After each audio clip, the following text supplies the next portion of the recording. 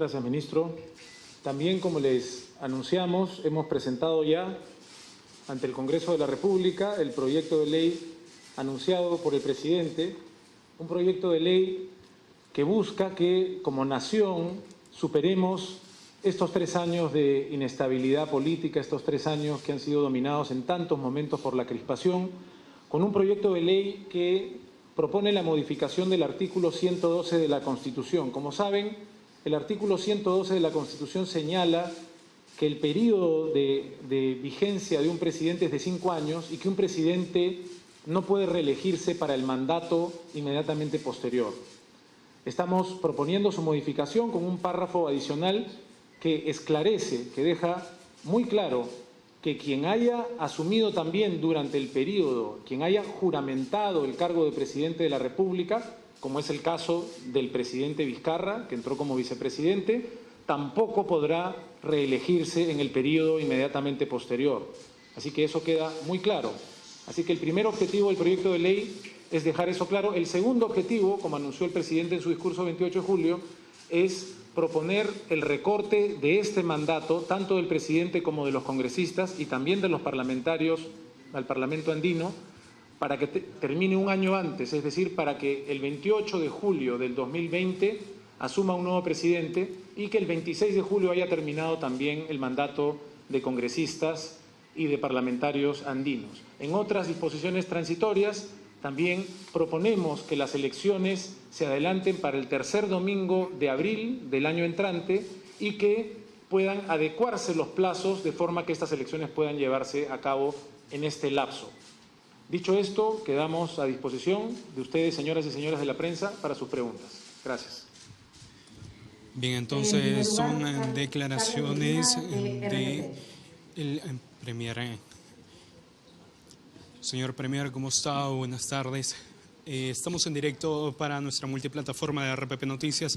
¿Podría indicarnos, por favor, ante esta solicitud que se ha hecho con respecto a lo planteado por el congresista Jorge del Castillo de poder presentar el acta y audio donde se aprobó el mensaje a la nación por el presidente Martín Vizcarra? Él ha indicado que se presente y pues queríamos saber qué posibilidad existe de que pueda plantearse esto. Y una segunda interrogante, ¿por qué no ha acudido usted en persona como lo ha hecho en anteriores ocasiones para presentar este documento el día de hoy?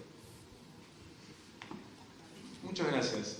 Comenzando por su segunda pregunta, como saben, no es ningún tipo de requisito esencial que alguno de los ministros o el Premier acompañe la presentación de un proyecto de ley. Se ha enviado de manera formal y, como les he enseñado, ya se ingresó y tiene el cargo.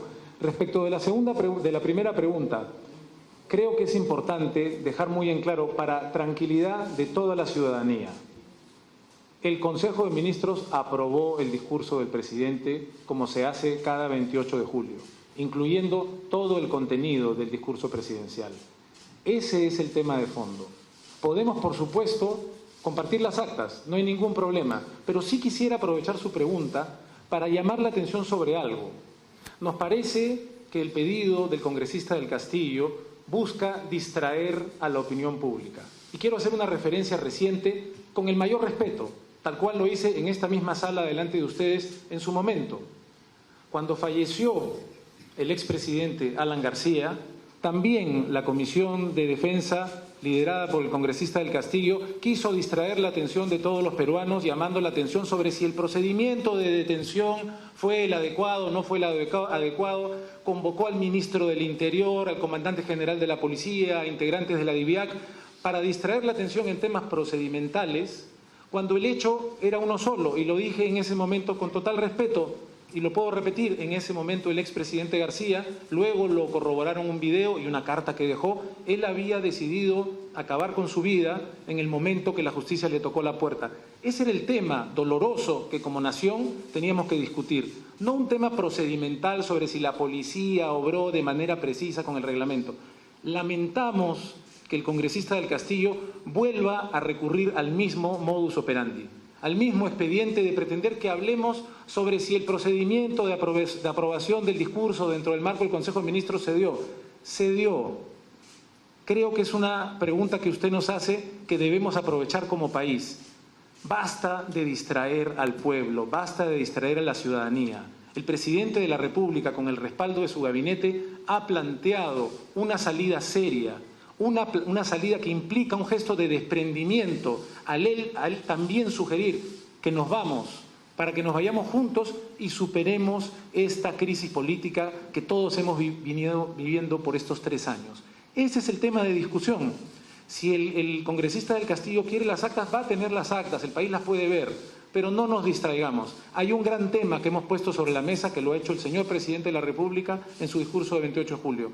Discutamos ese tema, cómo superamos estos años de crispación política. Por favor, ministro. Gracias. Perdón, solamente algunos alcaldes complementarios. De un tiempo a esta parte, algunos actores políticos están generando todo tipo de conjeturas políticas y tratando de generar sombras en estas formas democráticas. Él ha sido presidente del Consejo de Ministros y sabe perfectamente, me refiero al congresista del Castillo, sabe perfectamente cómo se desarrollan las sesiones del Consejo de Ministros, cuáles son sus funciones, competencias y roles.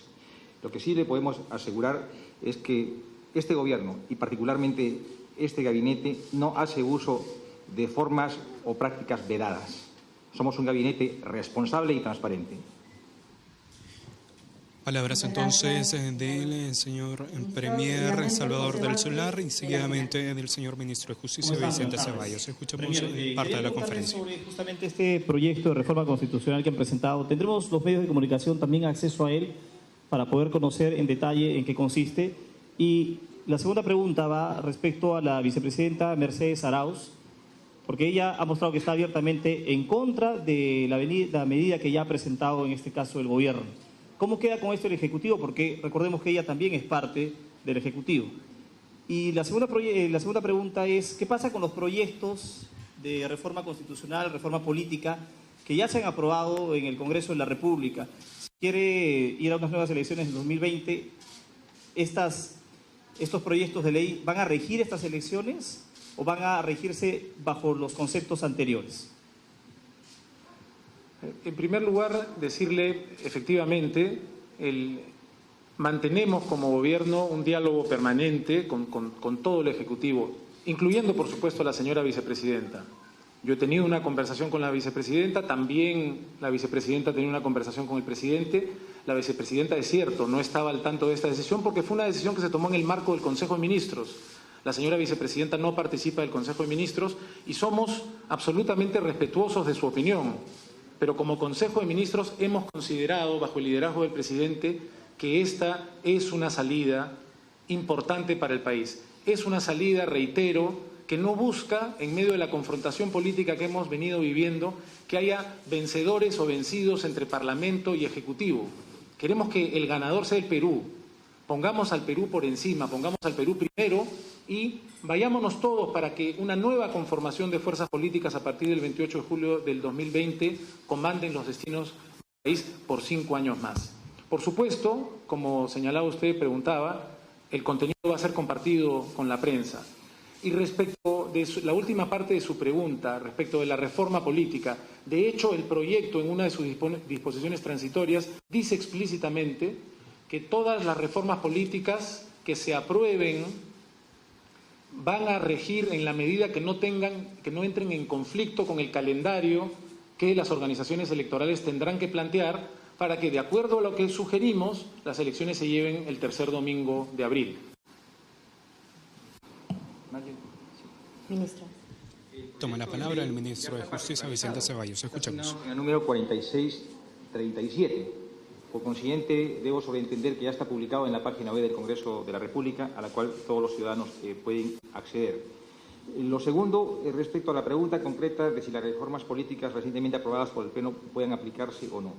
Se ha dejado en la fórmula que ha sido alcanzada a través de este proyecto de ley la posibilidad de que estas pudieran aplicarse. Y digo pudieran incondicional porque no olvidemos que esto recientemente se ha culminado en la fase de aprobación en el Pleno el jueves pasado. No ha habido sesión el día viernes.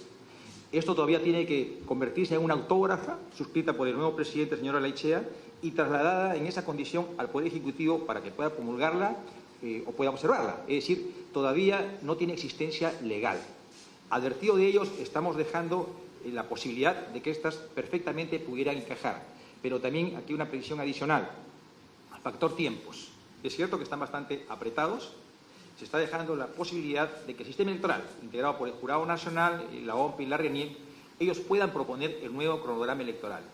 Y basados en ese nuevo cronograma electoral, obviamente, estas reformas políticas ya aprobadas por el Congreso y en la lógica de que puedan convertirse en ley próximamente, puedan ser parte de este nuevo proceso electoral.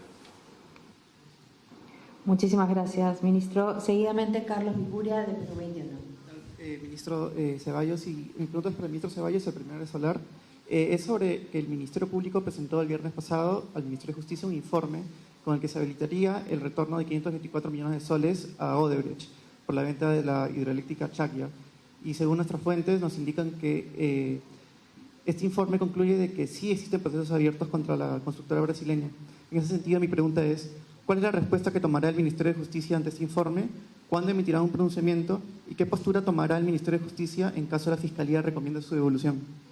Y por otro lado, en lo referido al proyecto de reforma constitucional, quisiéramos saber si este debe ser aprobado con alguna modificación o tendrá que aprobarse tal cual como lo ha presentado usted hoy.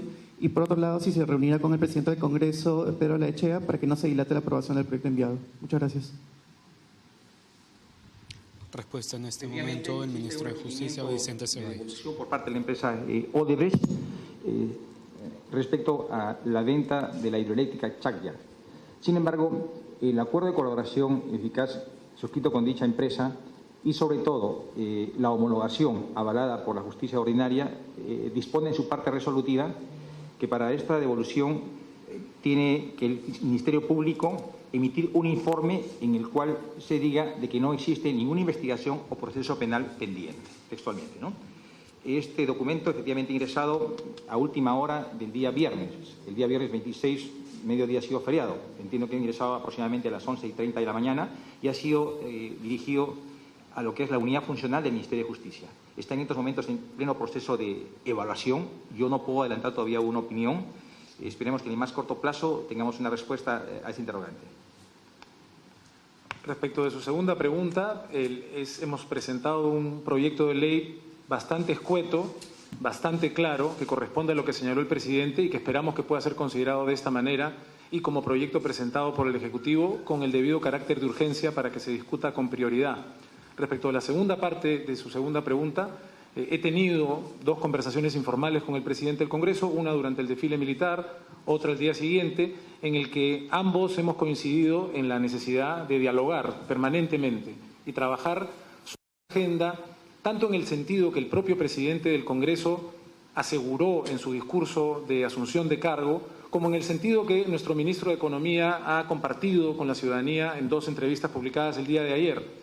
Hay una coincidencia importante en la oportunidad que podemos darnos como país, en la oportunidad que podemos aprovechar como legislativo y ejecutivo de darle un lugar prioritario a la agenda económica, algo que es importante tanto para el Congreso como para el Ejecutivo y, por supuesto, para el país. Muchas gracias, Premier.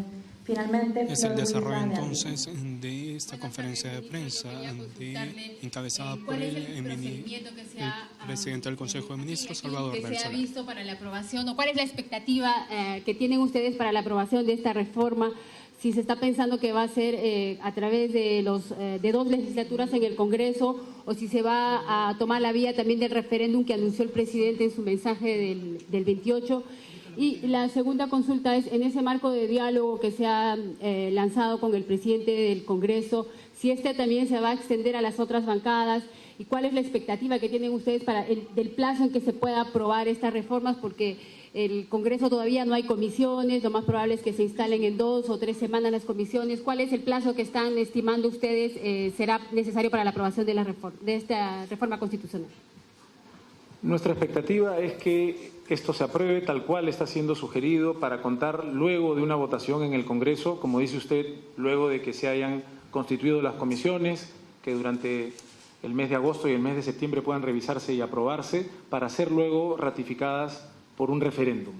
Esa es nuestra expectativa y también, como ha sido antes y pretendemos que sea también en adelante, nuestra vocación de diálogo no es restringida. Nuestra vocación de diálogo, por supuesto, que incluye al presidente del Congreso y a su mesa directiva, pero también a todas las bancadas del Parlamento.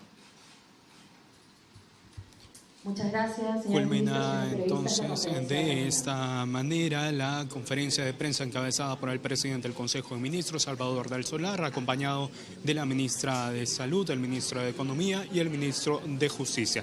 Información desde la presidencia del Consejo de Ministros, directo en directo, RPP Noticias.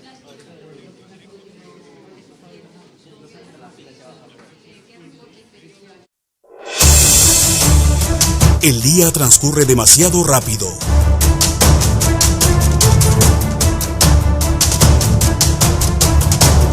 Nosotros nos detenemos para analizar los hechos y explicártelos al final de la jornada.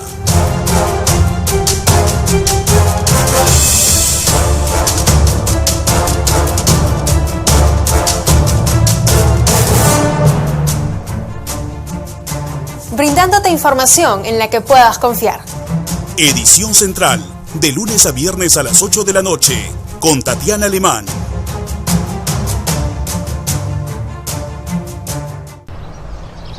Radio Oxígeno.